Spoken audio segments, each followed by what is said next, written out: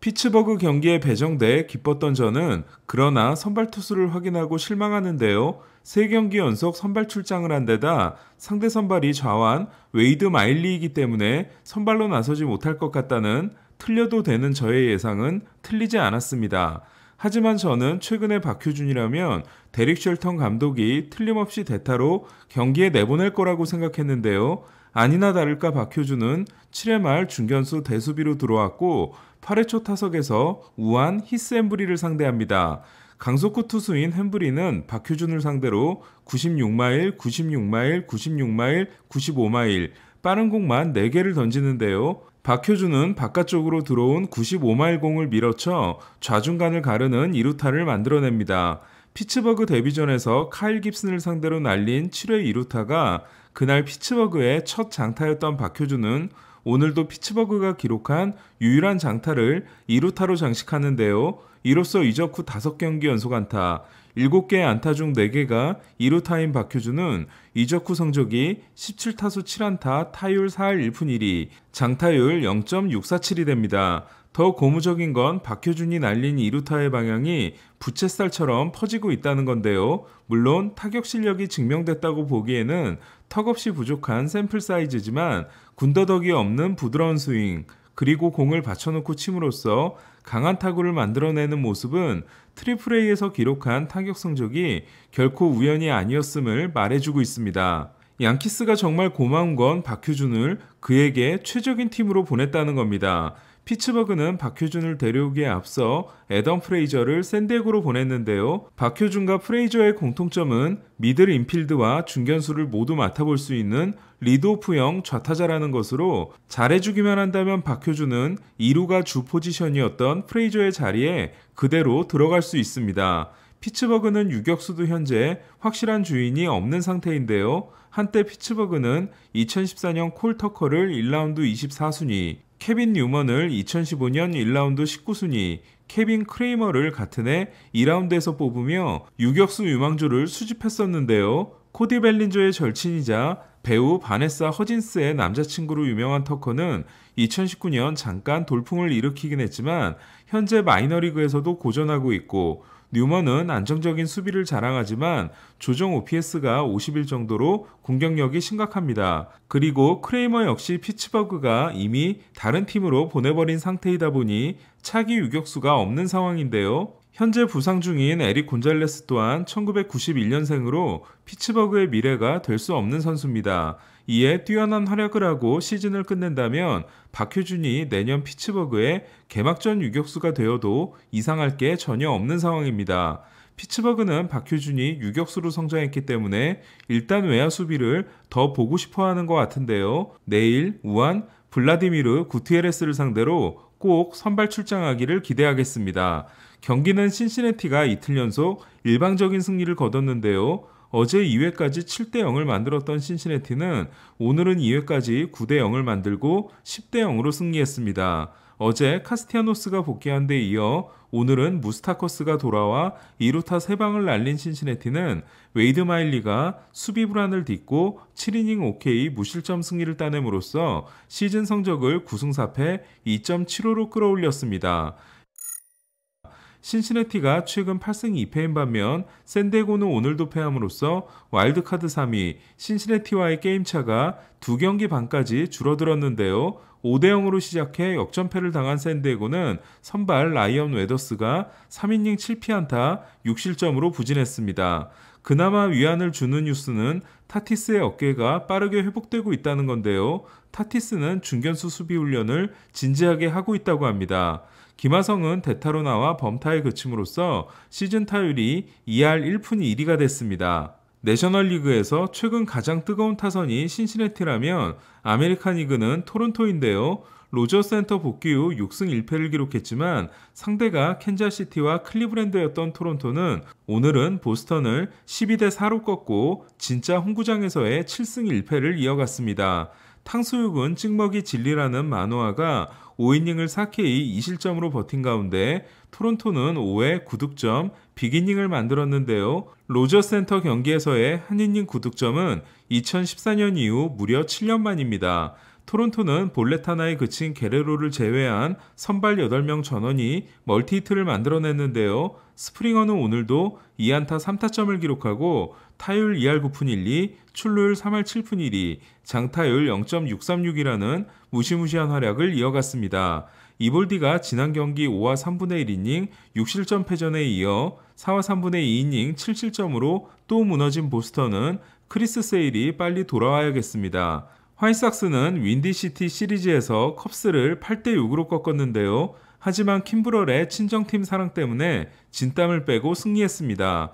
메이저리그 평균자책점 1위 랜스 린이 6이닝 8K 1실점, 메이저리그 다승 1위 카일 핸드릭스가 6이닝 7K 2실점으로 모두 호투한 경기에서 화이삭스는 클리브랜드에서 데려온 세자르 에르난데스의 8회 투런 홈런으로 4대1의 안전스코어를 만드는데요. 그러나 8회 말에 올라온 킴브럴은 2017년 7월 15일 이후 4년 넘게 홈런을 치지 못하고 있던 타자인 앤드류 로마인에게 동점 3런 홈런을 맞습니다. 킴브럴의 3피안타 경기는 10년 만이자 통산 두 번째, 3런 홈런 허용도 통산 네 번째이자 2019년 옐리치에게 맞은 후 처음인데요.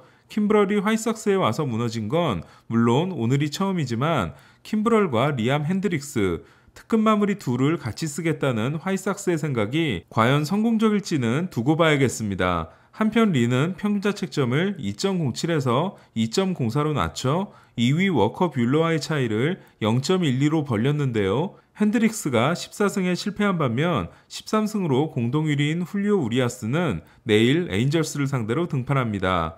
6연승을 질주한 필라델피아는 내셔널리그 동부 1위에 올랐는데요. 필라델피아가 5월 8일 이후 첫 단독 1위인 반면 필라델피아에게 패한 뉴욕 매츠는 최근 2승 7패의 부진이 이어지고 있습니다.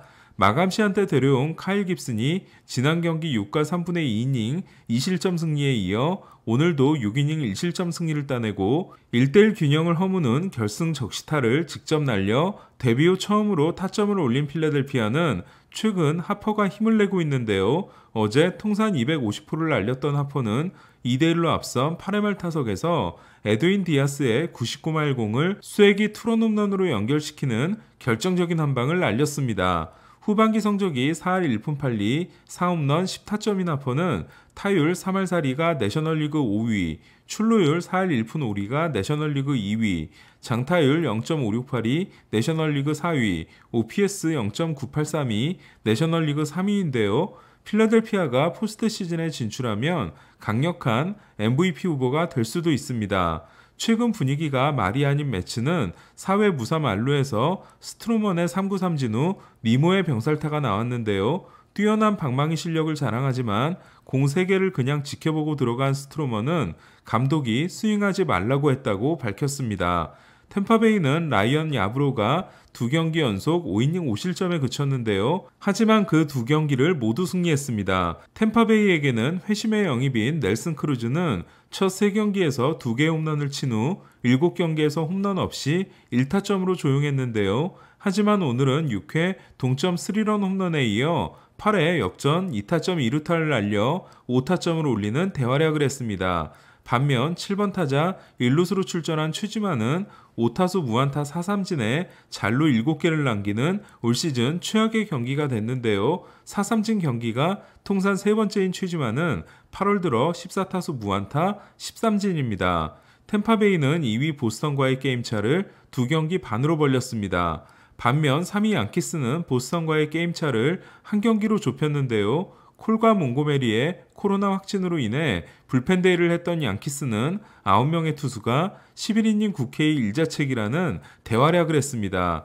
팀 역사상 최초로 2이닝 이상을 던진 투수가 한 명도 없는 경기가 된 양키스는 2이닝 이상 던진 투수 없이 연장전을 승리한 메이저리그 최초의 팀이 됐는데요. 10회 말 스탠튼의 적시타로 동점을 만든 양키스는 11회 초 승부치기를 무실점으로 막고 11회 말 가드너가 끝내기 안타를 날렸습니다. 후반기 성적 14승 6패가 아메리칸 리그 1위에 해당되는 양키스는 부상 선수들이 돌아올 일만 남았는데요. 반면 시애틀은 그레이브먼 트레이드 후 3승 7패에 그치고 있습니다.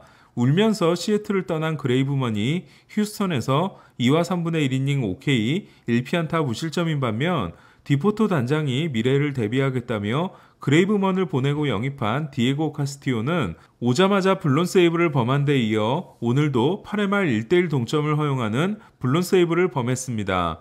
어제 마무리 알렉스 레이에스가 올라오자마자 5타자 연속 4사구를 내주고 교체되면서 이게 야구냐급 역전패를 당했던 세인트루이스는 캔자시티를 꺾고 3연패에서 탈출했는데요. 웨인라이트는 7이닝 6K 2실점 승리를 거두고 통산 10번째 10승에 성공했습니다. 이제 세인트루이스에서 웨인라이트보다 10승을 더 많이 만들어낸 투수는 14번을 기록한 박 깁슨밖에 없습니다. 세인트루이스가 갈 테면 가라고 나오는 바람에 1년 800만 달러 계약에 그쳤던 웨인라이트는 10승 6패 3.48의 좋은 성적과 함께 메이저리그 4위에 해당되는 이닝을 소화하고 있는데요. 특히 팀이 연패 중일 때 등판한 5경기에서 4승 평균 자책점 2.18을 기록하고 있습니다.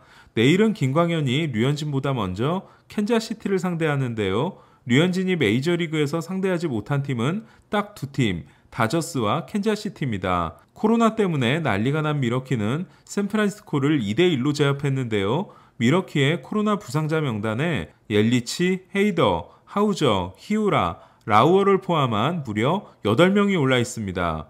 샌프란시스코 로건앱이 6이닝 9K 1실점, 미러키 코빈 번스가 7이닝 5K 1실점으로 아비사일 가르시아와 브랜든 벨트의 솔로 홈런이 유일한 득점이 된 두 팀은 1대1로 연장 이닝을 시작했는데요. 10회 초를 무실점으로 막은 미러키는 10회 말 선두타자 라우디 텔레스가 데뷔 첫 끝내기 안타를 때려냈습니다.